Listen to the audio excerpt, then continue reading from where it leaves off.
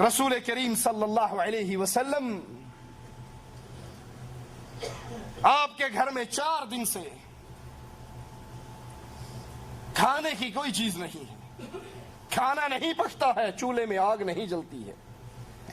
سیدنا عثمان رضی اللہ عنہ وارضاہ کو خبر ملتی ہے تو اپنے پاس سے راشن لے کر، کچھ اشرفیے لے کر، کچھ دینار لے کر، ایک بکرا لے کر، کچھ آٹا اور کھجورے لے کر، 300 درہم لے کر اللہ کے رسول صلی اللہ علیہ وسلم کے گھر پہنچتے ہیں۔ اللہ کے حبیب علیہ الصلوۃ والسلام گھر پہ نہیں ہے، یہ مومنوں کی ماں سیدہ عائشہ رضی اللہ تعالی عنہا کو دے کر چلے جاتے ہیں۔ آقا علیہ الصلوۃ والسلام اپنے گھر میں لوٹتے ہیں، مومنوں کی ماں ماجرا بتاتی ہے، یا رسول اللہ صلی اللہ علیہ وسلم، عثمان آئے تھے، یہ آٹا، یہ کھجوریں، یہ 300 درہم، یہ جانور، یہ بکرا سیدنا عثمان دے کر گئے، اور پھر تھوڑی ہی دیر کے بعد بھونا ہوا گوشت اور کچھ روٹیاں بھی دے کر گئے۔ سیدہ عائشہ رضی اللہ تعالی عنہا فرماتی ہیں، امام الانبیاء نے جب یہ بات سنی اپنے حجرے میں نہ ٹھہرے، فوراً اپنی مسجد میں آئے، اور مسجد میں آ کر اپنے ہاتھوں کو بلند کر کے کہتے ہیں، اے اللہ، میں عثمان سے راضی ہوا، تو بھی عثمان سے راضی ہو جا۔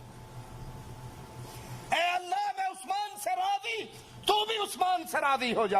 اے اللہ، میں عثمان سے راضی، تو بھی عثمان سے راضی ہو جا۔ 3 مرتبہ رسول کریم صلی اللہ علیہ وسلم یہ دعا دیتے ہیں، اللہ، میں عثمان سے راضی، تو بھی عثمان سے راضی ہو جا۔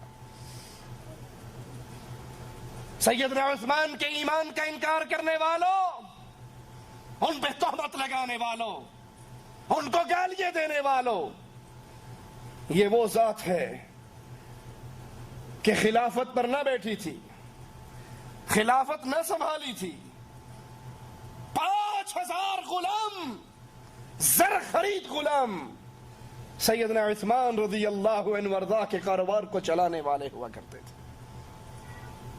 آپ کے جانوروں کا لشکر مدینے میں نہ سماتا تھا، اور جب مسلمانوں کی ذمہ داری آپ کے کندھوں پہ پڑی، اپنا سارا مال اللہ کے راستے میں خرچ کر دیا۔ یہ وہ ذات تھی جس سے آسمان کے فرشتے بھی حیا کیا کرتے تھے۔ رسول کریم صلی اللہ علیہ وسلم ایک باغ میں آ کر بیٹھتے ہیں، اپنی پنڈلیوں سے کپڑا اٹھا لیتے ہیں، کنویں کے اندر ٹانگیں لٹکا دیتے ہیں، اور اپنے ایک صحابی کو کہتے ہیں، گیٹ پہ ٹھہرو، اگر کوئی آئے میری اجازت کے بغیر اس کو اندر نہ آنے دینا۔ یہ گیٹ پر آتے ہیں، تھوڑی دیر کے بعد دروازہ بجتا ہے، یہ پوچھتے ہیں کون ہے؟ جواب ملتا ہے ابو بکر ہے۔ کہتے ہیں ٹھہرو، میں اپنے رسول سے اجازت لے کر آتا ہوں۔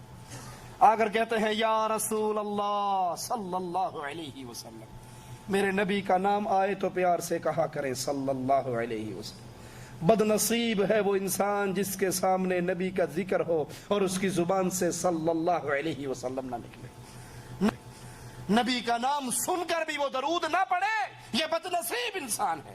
اور خوش نصیب ہے وہ جس کو اپنے نبی کا نام سن کے اس کی زبان بے اختیار بول اٹھے صلی اللہ علیہ وسلم۔ یہ سودا گھاٹے کا نہیں ہے، نقصان کا نہیں ہے۔ تم ایک مرتبہ میرے نبی پہ درود پڑھو گے، عرش والا تمہارے اوپر 10 رحمتوں کا نزول فرما دے گا۔ میرے نبی کے ایک صحابی نے کہا تھا، یا رسول اللہ صلی اللہ علیہ وسلم، میں نے اپنی دعا کے لیے کچھ وقت مقرر کر رکھا ہے، اس میں تھوڑی دیر آپ پہ درود پڑھتا ہوں، ایک حصہ درود پڑھتا ہوں، 3 حصے دعا مانگ لیتا ہوں۔ آپ نے کہا تھا، میرے ساتھی، اگر تو درود زیادہ پڑھے گا تیرا ہی فائدہ ہے۔ اس نے کہا، یا رسول اللہ صلی اللہ علیہ وسلم، آئندہ 2 حصے درود پڑھ لیا کروں گا، 1 حصہ دعا مانگ لیا کروں گا۔ آقا علیہ الصلوۃ والسلام نے فرمایا، بہتر ہے، لیکن اگر تو درود اور زیادہ پڑھے گا فائدہ تیرا ہے۔ پیچھے کچھ بچا تھا، 2 حصے تو پہلے اس نے درود کے کر لیے تھے۔ کہنے لگا یا رسول اللہ صلی اللہ علیہ وسلم آج کے بعد دعا نہیں مانگا کروں گا، دعا کا مقرر کردہ سارا وقت آپ پہ درود پڑھتے ہوئے گزار دوں گا۔ آقا علیہ الصلوۃ والسلام نے فرمایا اگر تو ایسا کرے گا تیری دعائیں بغیر مانگے اللہ پوری کر دیا کرے گا۔ جو تو نے مانگنا ہے، جو تو نے ڈیمانڈ کرنی ہے، جو تو نے سوال کرنا ہے، جو تو نے جھولی پھیلانی ہے، اللہم ربنا کی صدائیں لگا کر جو کچھ تو نے مانگنا ہے، اگر تو دعا کا سارا وقت محمد کریم پہ درود پڑھتے ہوئے گزار دے گا تو پھر گارنٹی سن لے امام الانبیاء سے، تیری مانگے بغیر ساری پوری ہو جایا کریں گی اور تیرے نامہ اعمال میں گناہ بھی باقی نہیں رہیں گے۔ کہتے ہیں اللہ کے حبیب علیہ الصلوۃ والسلام دروازے پر ابو بکر ہیں، آپ نے فرمایا جاؤ اس کو آنے کی اجازت دے دو، جنت کی خوشخبری دے دو۔ یہ آتے ہیں سیدنا ابو بکر کو اندر آنے کی اجازت دیتے ہیں اور کہتے ہیں تجھے مبارک ہو، تیرے آقا نے تجھے جنت کی خوشخبری بھی دی ہے۔ پھر دروازے پہ جا کے بیٹھ جاتے ہیں، تھوڑی دیر گزرتی ہے سیدنا عمر آ جاتے ہیں، یہ صحابی انہیں روکتے ہیں کہ ٹھہرو میں اپنے نبی سے پوچھ کر آتا ہوں۔ کہتے ہیں اللہ کے حبیب علیہ الصلوۃ والسلام عمر آئے ہیں، اندر آنے کی اجازت مانگتے ہیں۔ آپ نے کہا اندر آنے کی اجازت بھی دو، جنت کی خوشخبری بھی دو۔